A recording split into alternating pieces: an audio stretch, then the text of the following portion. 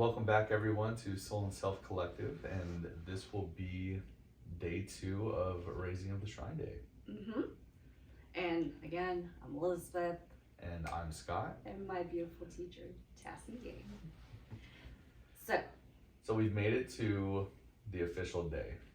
So what happened in the beginning of it?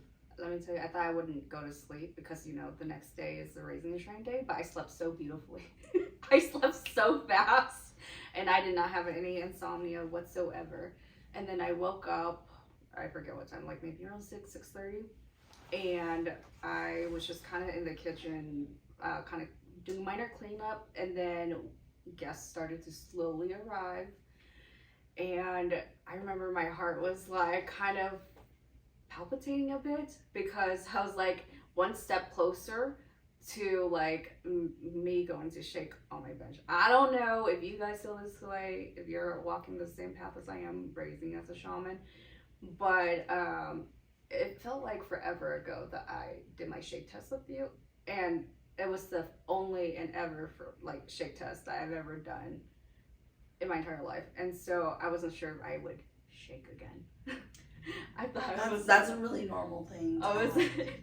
Yeah. She was so nervous. She was sleeping in the black shaman clothes. What? You were.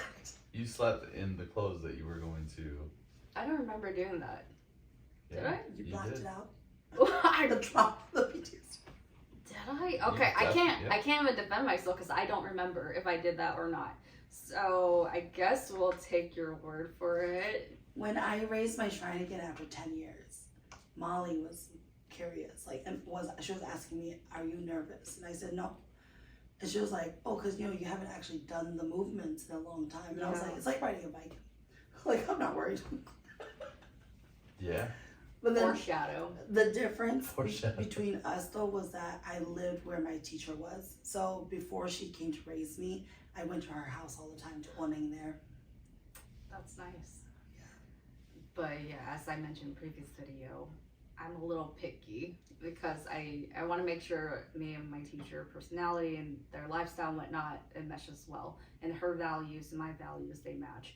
And so I don't feel comfortable with a lot of elderly people in California. And I don't know of any young shaman masters out here either. So I had to pay a price. Absolutely. And get Tassie egg. And I always try to push this, I try not to get students who live far because it's harder on you. Not having that close, I can just drive to her. Yeah. I can just, see her, or she can just come over. It's so much further planned, Yeah, absolutely. I see that now. Yeah. I see that now, especially when I had that demon from work. And I was like, and I couldn't just take care of it in person. Yeah, I was like, oh my God, what do I do? What are we gonna do? I was like looking to him, oh my God, I don't know how we're gonna get rid of it. And I had called my teacher. Well, I asked her if she could call me. Normally, I reserve a time or schedule an appointment to talk with Tassie, but then this was like emergency. Something is very wrong. Yep. And so. But so guests was slowly starting to arrive, and I'm like, oh my gosh, the time's coming closer. And then I saw my parents. Okay, so I told my dad that because he was bringing the hoopoo chickens and the rooster that was gonna watch the shrine. Thinning. Yeah, the thinning chicken. And I told him that he needed to be here well before Tassie gets here because we can't start without the the animals. Yeah. And so that was a lot of trust on my part and depending on my dad, someone who I haven't spoken to in what feels in a really long time. And so I was really anxious about that, and even putting that kind of pressure on him because I was definitely, the bridezilla still there, the shamanzilla still there, okay?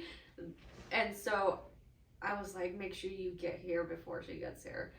And he showed up. He came through, and I was like crying internally. I was just so happy he showed up, and he was like setting everything up in the garage. And then I saw my mom sitting in the passenger seat, and you know, just again that support, you know, people, unexpected people showing up. Yeah. And it's not that I don't want them to be there, but I was gonna be completely content. It was just my husband, my kids, Tassie, and Molly there. I was honestly gonna be just content with that. Yeah. If anything, I think I would have preferred that, but I don't know. Things went the way they did, and I saw my mom, and it was just such a surreal and heartwarming experience to see her again, to hug her, to see her say hi to me, and to just talk to me. And so it was like about reconnecting as well. And that's what today or that day brought, that I was not expecting at all.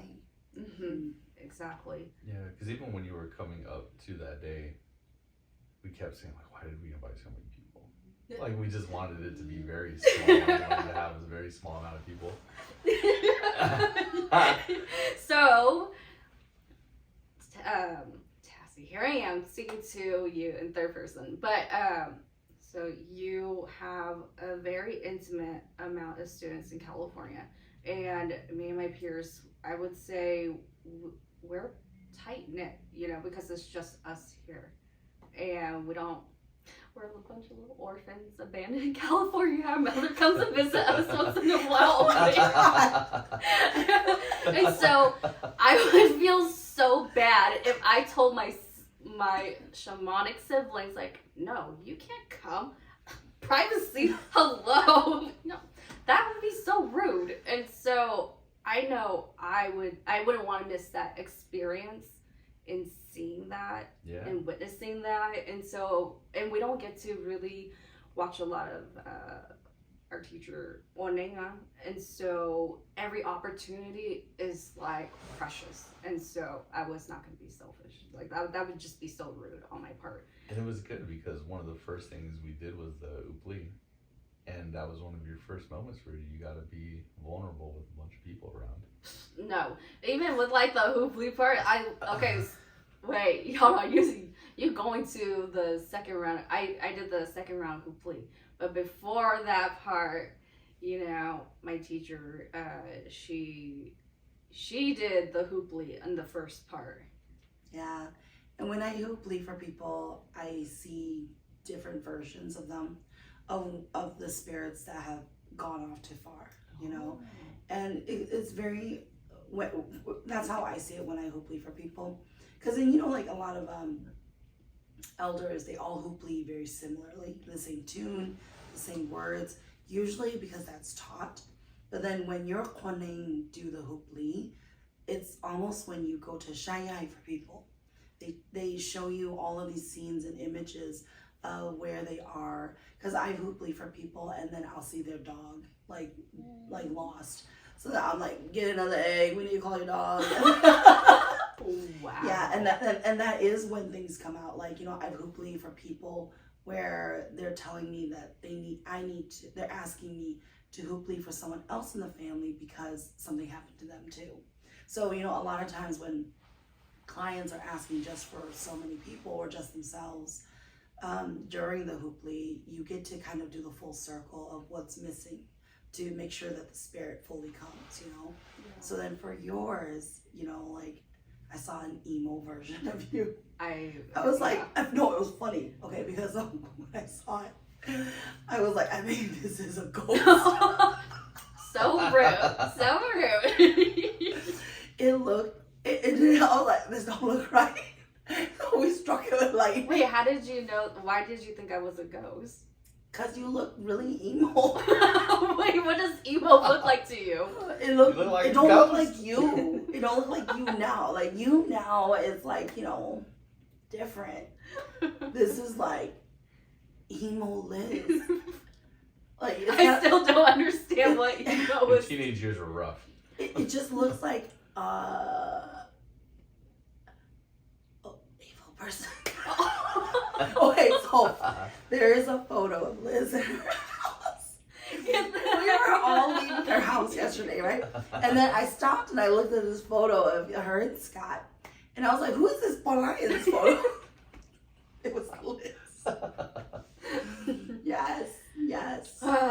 not the only blonde one student-teacher here. relationship right now. Just wait until I graduate. But no, yeah. There was emo Liz that came through. And then, you know, you see parts of you that were shattered in that person. And then just collecting those pieces and ensuring it to come home, that it has a home. Because then a lot of times when spirits go off, when they're fallen, it's fallen at a different time in your life. So it doesn't know where your new home is. It doesn't know your successes now. It just remembers being stuck in that place, you know? So then when you're calling and showing it to come back, now it knows how to get here, you know? It must have been a long, journey, because it was the first hooply I've ever had in my entire life. What? Yeah. Even when you guys were kids, you guys didn't hooply? Nope. I think my grandma did a tiny little egg soul calling for me when I had a bike accident that I don't really care to okay. As a teenager, I was messing with a bike and the lock went into the wheel of the bike, and I tumbled forward downhill, and I scraped, and I had braces on at the time. I scraped my under my nose into right here, and so that's where the scar comes from. And I definitely lost my blee there, and my grandma did a soul calling thing with the egg, and she opened the egg, and there was 2 yolk inside, and she's like, oh, I'll do blee law. So, oh wow, it's very different from how you hooply, but that was her version of hooply. Yeah. That's the only time. Yeah, everybody. I will say I've witnessed people hooply differently. Like some people use an egg and they have to face a certain direction, and they can only do it in the morning, early morning, or else they don't hooply any random time of the day. Oh, okay. Yeah. So everybody kind of has their own little method, but then they don't use tools to call them, because they weren't taught how to use tools. Yeah, she didn't have any tools. Yeah, so then they use they do use some rice. Some people put it into a vase, like a little jar. Yeah. I think my grandma was just doing some makeshift ghetto hopefully, because she did not have any of those. She just had the egg. She was like, come here. She was was doing that. Reminded me. I know we're not supposed to go on tangents. I know, it's okay. It's okay. It's like the pig earlier. I needed to show it. It didn't believe I had the money. Yeah, I remember that. That was a greedy pig. Tassie's talking about the ceremony that she did today. Anyways. But yeah, no. And then when you raise a student, you also call their kwaneng to come too. So it's a special day where usually this is whenever you do your new year, that's when you also call your kwaneng spirits to come too. And so this was their first time coming, and they rushed in. They were like, we're ready, we're here. Aww. So it was very nice. It was very nice. Yeah. I actually feel so sad about that. But what do you feel sad about? That they were little orphan cats, just wandering, trying to chase me down, and I'm ignoring the calling, go away, and they're just chasing after me, watching me from afar. You know, that kind of imagery that comes to my mind, and so kind of jumping the gun a bit. But then I remember on Sunday when everything was over, I was just so happy that they had a home. Oh. Yeah, that made me really happy. But then back to the hooply thing. Yeah. So you saw me as a ghost, huh? What'd you do? Yeah. So how'd you know? I was like, I don't think that's really her. And then I tried to attack you, and then they were like, that you tried to attack me? Yes, I did. And then okay. and then my colleague said that really is her. I was like, never mind, because I had this knife, and I remember I nicked your neck of the spirit. I was like, because if it's a ghost, they'll try to dodge me. That was I don't know why I thought that. And then my kwaneng knife, we just yeah, it was super funny because you literally turned around and you were like, did you have an emo face? Yeah. And then I nicked it, and then blood came. I was like, oh, that really is her. Never mind. Ghosts wouldn't bleed like this. Wait, do ghosts... Hey, better safe than sorry. Do ghosts bleed? No, they don't bleed. Okay. Mm-mm. Just had to ask that for the audience, because I was on the other screen. You know, I like that, because when I do my podcasts, especially when I'm talking to other shamans, we just get things because we know it, right? Yeah. But then you always have my production crew in the background. what does that mean? What are you talking about?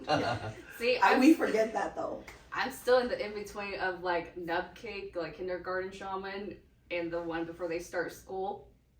And, you know, when Tassie's talking to like her friends and shaman peers and whatnot, they're old, okay? Not that they're old farts, but then like they're so senior and like everything is just We've just been doing it a long time. yeah.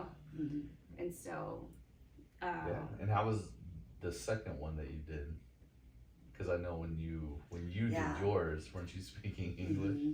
I always like to have my students do the second round of calling, because the second round of calling hopefully is the easiest, but your Kwaneng are happiest when it's you calling them. Yeah. But then sometimes I forget to pre-teach you, so I'm trying to rumble it off as you're at the door. You are mother now, okay? You are father now. They are your children. I don't know. I didn't get that. Just all she said was just speak from your heart. And okay, there was a trail of people on the stairwell watching me, and I was like having performance issue. And I was so shy, okay, because I knew, deep down I knew what to say, because every time when I tried to like tap into that energy, I like wanted to cry, because I want to say those flowery words that you're supposed to use when you hupli to call my own soul back and my Kwaneng. So what really happened that day? I was just so nervous. I was also like unsure if that was what I was supposed to do. And so I did what I was comfortable with, speaking English and calling back when we're like, okay, come here. We have a home. Come back. Ding ding, like wake up. I was like Muja, like everybody wake up, you know. Look live, come back. And then I'm having malfunctioning on the stairwell. Well, I couldn't see. But then she kept saying English, and then she tossed it. I was like, well, I want to see if it works. No, it did not work, okay. Wow, see. Yeah, I wanted to see if it worked. I was like, well, I'm just gonna watch first. Okay, so you need to do this and this. But you would like try to say it in Hmong, and then you'd be like, come on now. Yeah. Oh gosh, yeah, that's a defense mechanism, because I felt uncomfortable, like really just using flowery words and speaking from my heart and soul, because I had a whole audience behind me. I could feel their presence staring at me. And you know, I was getting shy. But it was so good to have you do that, so everybody else can see it's okay. You know, not to use you as a guinea pig. That, you know, like that, that you were not doing well, right? But I want them to know, don't compare your ngo and your hupli with mine. Yeah. I've been doing it for years, you know, like, my beginning was all Chinese. I couldn't even speak Hmong when I was Hungo and Hupli, you know. So nobody knew what I was saying. I didn't know what I was saying. So it's very important though for people to see the beginning shaman. How do they start? Where do they start? As long as you're trying, that's what it is. Absolutely. Yeah. Because I didn't sing. I was supposed to sing. I know I was supposed to. Nicole are telling me that right now, but I didn't. And again, I just went with what was comfortable to me. Mm-hmm. Yeah. And you know, it worked. You called them. They came. My core was easier than my own spirit. She took a little convincing. For a second, like she just kept saying no, you know, and she wouldn't stay, right? And so I was starting to feel like we might have to burn money for me or something, because I was trying to like, how long am I gonna keep doing this, teacher? Like, you know. But she came, thank goodness, because I was like, good, all eyes are off of me now, you know, because I wanted to leave the stairwell. And that was good because. And the hupli is the ending too of your part during that day in front of everybody, you know. Mm-hmm. I was really curious how your ceremony was gonna go because of your home there, your grandfather, and I had never at that point Waneng with the Tsianeng yet. Mm-hmm. And then I remember I was like, telling Molly they're gonna want me to shilu tsianeng, but I've never thrown. And to this day, I'm still awkward when I throw the tsianeng. I feel like, like I'm throwing it into the wind. But it was very interesting because of how intense his personality was, you know. Yeah. So then I remember after I Vayu and I went into the spirit world to go get your Kwaneng, I had the Tsianeng, and then to open everything, they demanded that I throw it to basically prove that I have Zhuzheng, because they wouldn't They didn't believe you? they don't recognize, Oh. they don't accept other types of Kwaneng. Okay. Because Zhuzheng, they are this way. They're very, this is our way. This is the only way. Yeah. Mandalorian, very, don't sue us, okay? But very much. Hey, this is my channel. Literally, they are very much, you know, and that's why you run into some shamans or people who follow shamanism. They believe this is the only form of shamanism that can work, that can heal, right? Yeah. It's because the way those type of spirit guides are. That's how they are. Oh. They're very passionate. They're extremists, basically, for their style, you know, and that was your Yakong, because you have Zhuzheng, and for Zhuzheng, they wanted to, and here's the kicker though, I have gone to get Zhuzheng, not a problem, but yours in particular wanted you to only be Zhuzheng. They didn't want your other Huaneng. That's true, because I remember when I was going to be walking before the Raising the Shrine thing, I've always envisioned myself just a black cap. But I was like, you know, it's fine. It's my teacher. She wants me to be red, I'll be red. But in the back of my mind, in my heart, I knew it's always, you're going to be black cap. And there was a reason why for that, because it was my dakwa that was like, Yeah. being really loud and clear. Yeah. And so when I went to go get them, he was like, no, he was like, I'm going to release these, but these are the only ones she's going to get. And I had my Zhuzheng, were like, let's just kill him. And I was like, let's not. No, this is her, not Kwa. And then, but we were at an impasse. So it's basically two Zhuzheng fighting, right? And then my motherly one came out.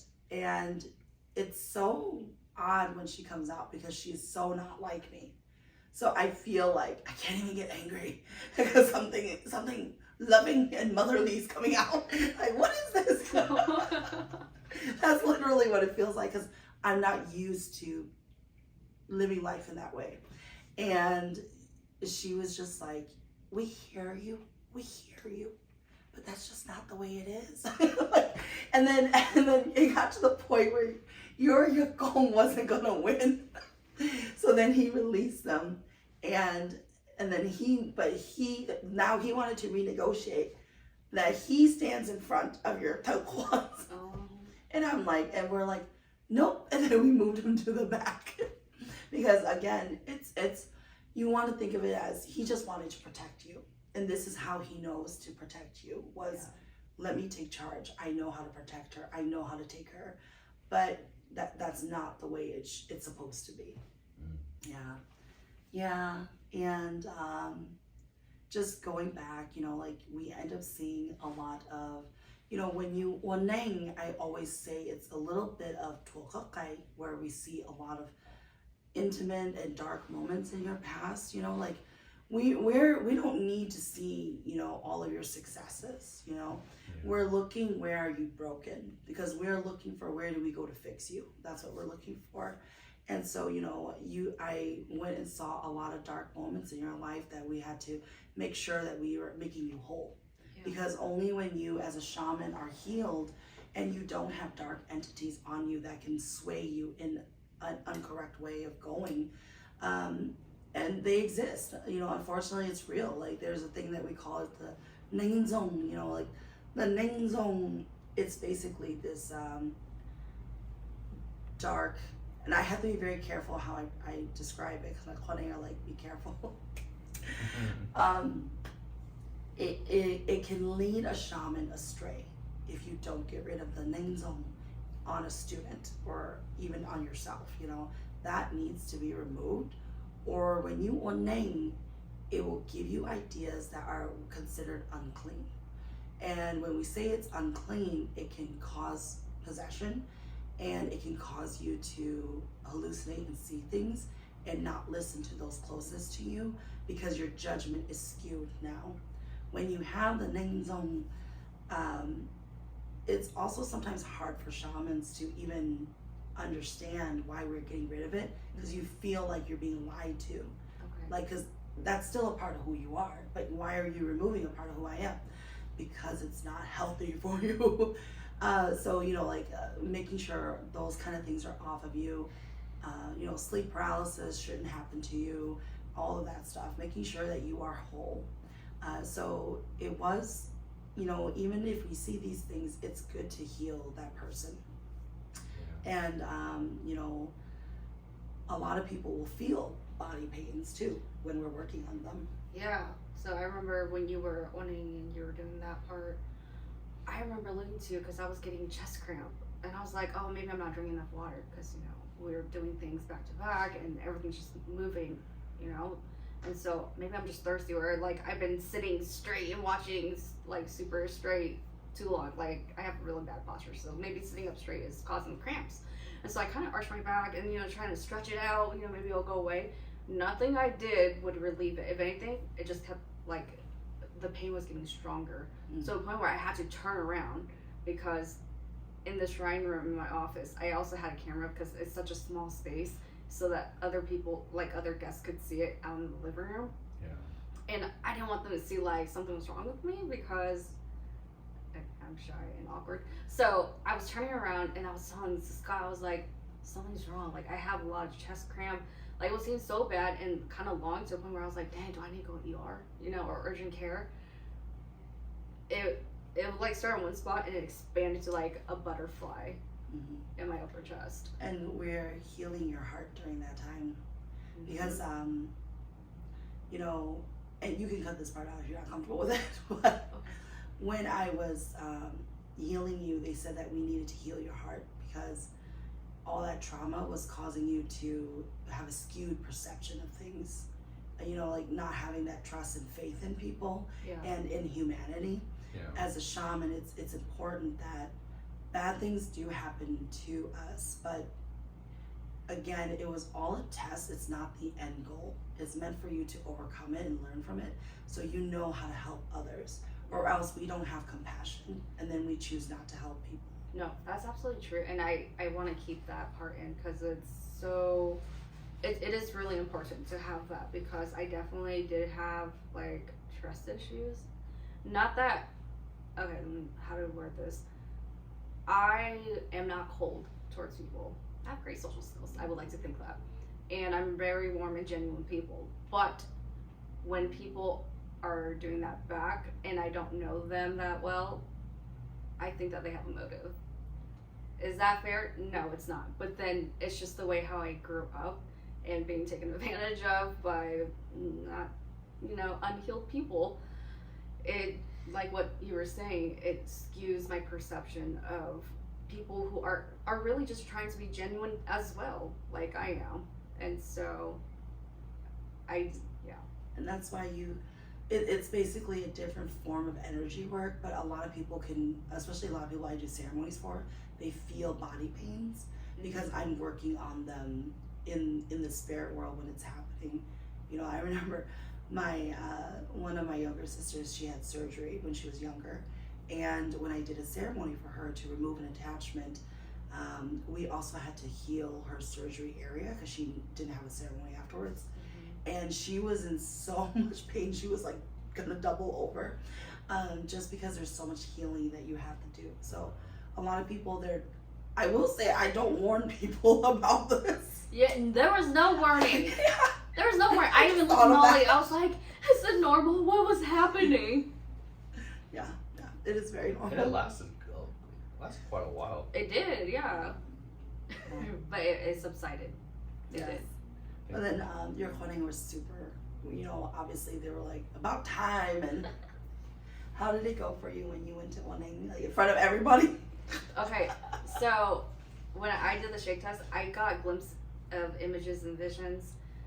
I didn't hear anything again. But then this time when I went on my own bench in my own shrine for the first time, I still didn't hear anything, and I definitely didn't say anything, but I sang. Like, when I did the shake test with you at your office, I did not sing. If anything, I just, like, that was my goal for the first time. But I shook. Like, it was like what you said, it was like riding a bike, but this time, I felt them, and I was doing exactly what they wanted, and I wasn't fighting it. And I opened my mouth. Oh, remember, they were so intense. Oh yeah. So I went to, really hard. yeah, so I had to go calm them down. Yeah, it was actually really soothing the way how you calmed their shaking down, because it was going so fast. I'm like, what the heck? And you know, you had the tuning, and you were like, it was so soothing.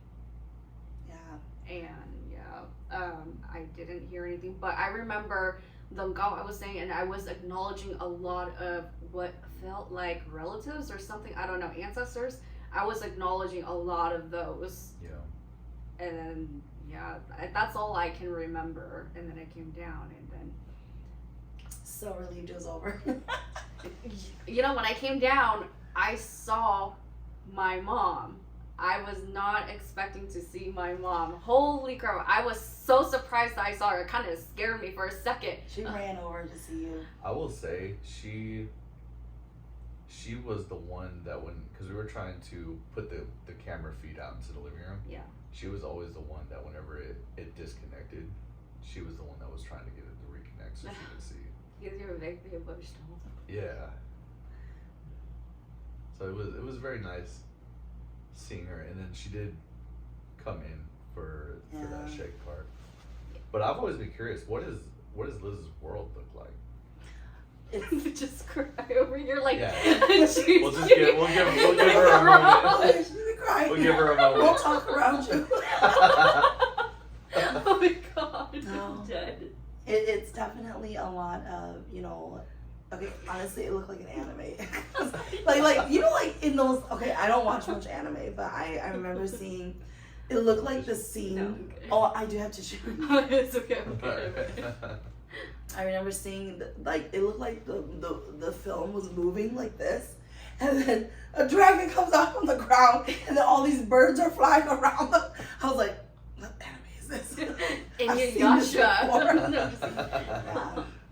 Yeah, but it was definitely, it was very, very beautiful, you know, but I always feel like at the beginning it's always beautiful, okay?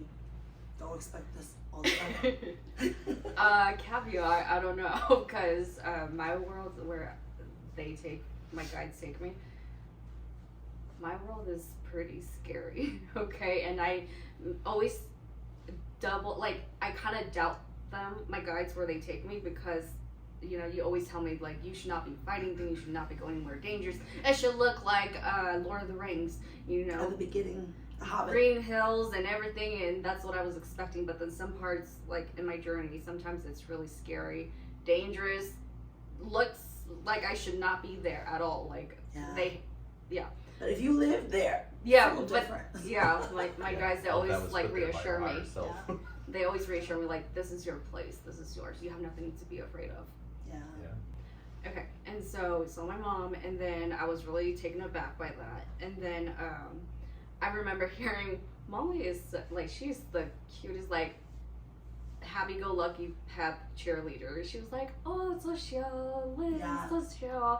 and that was so heart-warming to In case you me. guys didn't know, when the shaman gets down, you always say to them, "Soshiro ka." Mhm. You know, so and it's funny, I forget, my family don't know that either. But "Soshiro ka," it basically means like, you know, good job, you were working really hard. You know. Yeah, it definitely felt really nice hearing that, and definitely unexpected. Yeah. You didn't hear me saying it to you. I said it to you too. Okay. You did, but the first one was Molly. Nah, it's only because she has a louder voice. I heard Molly's first. Don't worry, I'm sure in the next video we're gonna talk about all the times I didn't do it and then I got yelled Oh. at. Man, I'm 20. They feel it. They do. They're Yeah. like, is he not thankful? Yeah, I know. I know what he just did. Yeah. No. Yeah, and then that was the end of the ceremony for the Yeah. most part. You were Yeah. now They were officially- eating the delicious food, you know, like just unwinding and recapping everything. It was so Yeah. funny because my dad was like, "Oh, are you gonna do any speech?" I'm like, "No." Are you gonna do like what is that? The ending. The ending? I'm like, "No." And you're like, "Do you want me to say anything?" I'm like, "No." I was like, "Just eat, Dad. It's okay. Like everything's done." Yeah, it was You're very like, "Oh, informal okay." afterwards. We were just like eat food. Yeah. Mhm. Yeah, because like, you know, it's when, you know, traditional families, they will the ending, and usually we do it because their elders are there and they don't want to upset their elders, that they don't know how to do things properly. But then, you know, like for me, you don't have to the ending.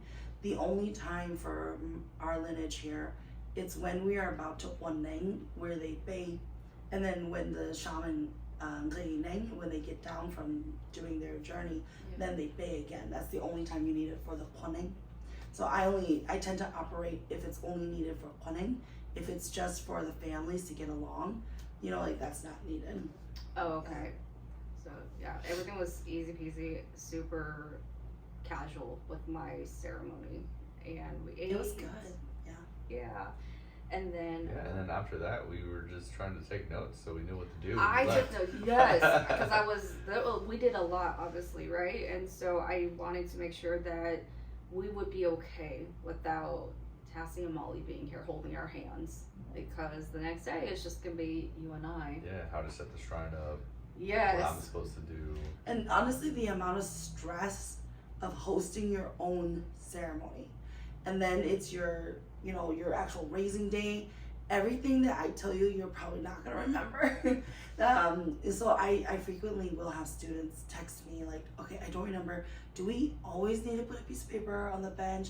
Do we always feed our Kwaneng? Like, because they forget little things, but I don't blame them because it's hosted at your house and everyone's asking you, Liz, where do you keep this? Liz, where do you have this? Liz, we need your help with this. Liz, over here. So you are just pulled in so many directions and you're just trying to survive it all. Yeah. For survivors Or to even, get you there. know, someone else will do it for you, and so you never would have seen that step. Yes. Yeah. Yes.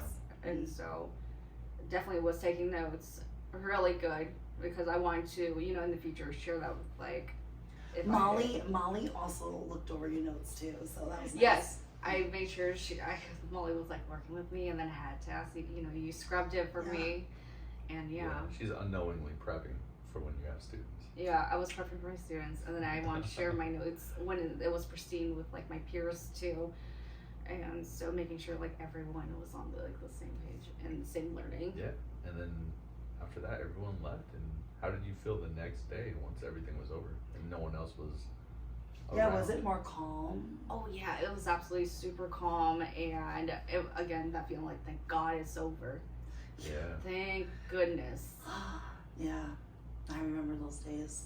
But then the biggest feeling was the heartwarming feeling like Makoning has a home. Oh yeah. That Did was, you ever just sit there and look at your shrine? Absolutely. Yeah. I do. I I always do that too. crawl in there and just stare at them. Yeah, you put it in your office, so even when you're doing other things, I'm sure you glance over at it. Yeah. So yeah. Yeah. Okay, thank you so much for being on my Of channel. course. Thanks for Giving- joining us and giving Of your course. insight of Yeah. what happened on that day. Yeah, it was. I wish I had this recap on my own day. I would have been, because the only thing I remember is trying to stop the ceremony mid-ceremony. Oh. Because Michael was telling me I was making the biggest mistake of my life. I'm gonna die. And I remember just how so many people came, and I remember thinking to myself, why did I invite so many people? Because you know, like I had a bigger house and then I sold it and I got a smaller house in the city because I got tired of driving 30 minutes to an Asian grocery store, and then I moved back into the city. And then and so the house was smaller and there was one bathroom and there were so many people. People were sitting on the floor. There were that many people. Oh. And you know, like I remember getting up early and boiling all the eggs for hupli, only to realize that you need them raw first, so someone had to go out to the grocery store and get more I feel eggs. so bad. I did not know I was supposed to boil eggs for my guest. Oh, yeah, yeah, because yeah. I was waiting for her to tell me, okay, you can go boil the eggs for your Yeah, guests 'cause now. we bought the eggs Oh. for that, Yeah. but we didn't know when to do it. And Oh. then next thing we know, everyone's leaving. And we're then, like, fuck, yeah, we and got then I was eggs. like, what about this egg? She's like, no, you need to keep that. That's your egg. I was Yeah. like, I was so sad. No, okay, so I had one student who carried his egg around, right? And then he finally cracked it and got ready to eat it, and it dropped onto the ground. So then he threw it away, and then he asked me later, so is it okay that I threw my egg away? I was like, why'd you throw your egg away? He was like, because I dropped it on the ground. I was like, you just wash it and eat it. He was like, but I threw it away. I was like, you better go eat your chicken. You better go eat your chicken right now. Oh, okay. Yeah. So, Oh, Wow. I wish As you long did as you get ate. your. Oh, I ate mine. Yeah, But yeah, it was so funny. Like I saw like the ceremonies today. I saw all the eggs. Like my eyes just, oh my koning man, I swear. It's kind of like today when I was ordaining. All of a sudden my koning said we're hungry. I was like, we're literally in the middle of hell. You're hungry now. I'm like, well, I don't know what y'all want to do. Eat the egg on the shrine. you said you're like, there's food right there. yeah. I remember I felt really hungry. Like, and I've never felt hungry before when and today I felt hungry. Yeah, it was. But then I know they were super excited for the pig, because we don't eat goat, right? So yesterday's ceremony, we didn't care for the goat, but we knew there was a big tasty pig behind us, because we were looking at the pig and we're like, oh, it's a nice looking pig. Yeah, I don't look this young girl for nothing. Okay, so it's like funny. so cute. Yeah, I love no. how sassy they are. But they were super excited for the pig, and then the joko, how the thigh, I was gonna say the thigh, she had a jar of joko, and as soon as I walked into the house, my eyes went. Dang. Yeah. You're ready for that? But no, it was so good. Thank you for having me on. Yeah. Thank you so This is much. my first channel that I've been on, other than one podcast, to talk about Shaman stuff. So Yeah. sorry for my tangents. Well, thanks for No, coming. love it. It was great. Yeah. Hopefully we can do it again Yeah. sometime. True. Maybe we can be on Tassie yours fashion. eventually. Yes. And thank you guys for, loaning your bench for the ceremony. It was a lot of work every Yeah. single day. Tomorrow too. I know, one more day. Yeah. And you guys are always like spending so much time with me because I got nothing to do. It would just be No, me and DJ yeah. looking at each other in the hot tub. No, it's been such a joy, like being able to keep you guys company and see you guys go and Yeah. watch you guys do your ceremonies and everything. And my quad, they didn't want me to lend my bench, but I told them that it's my teacher. If I'm gonna lend to anybody, it's you. And so I told them that I they'd be know. okay, and Yeah, I'll burn the money at the end, to feed them. No, it's because you're on your first shrine. Yeah. They get very overzealous of their stuff. Because Yeah. you're on the first shrine. Okay. Yeah. It's like their toy, like that kind of thing. Yeah. But you can loan your benches out. Yeah. Yeah. Just so you know. Okay. Okay. You Yeah. can you can loan your benches out, as long as you loan it to people who you trust them. Yeah. That they're not gonna do some crazy doing cartwheels on the breaking. Right. Yeah. Okay. Alright, cool. Thank Well, you so much, Tassie. You're welcome. Yeah. Thanks everyone for coming, and we'll See you in the on next one. video. Bye, Bye. everyone. Bye.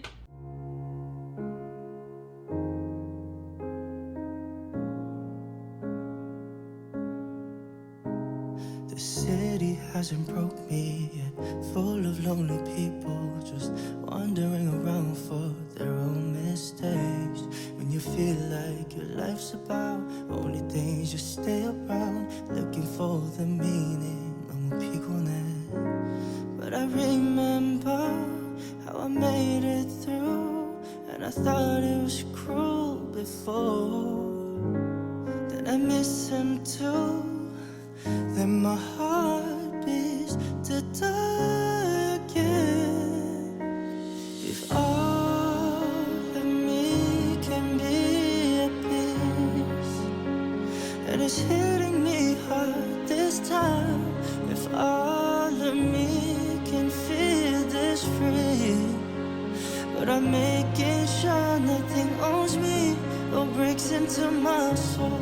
I really just need 힘들 때 나도 도망갈 어딘가로 그때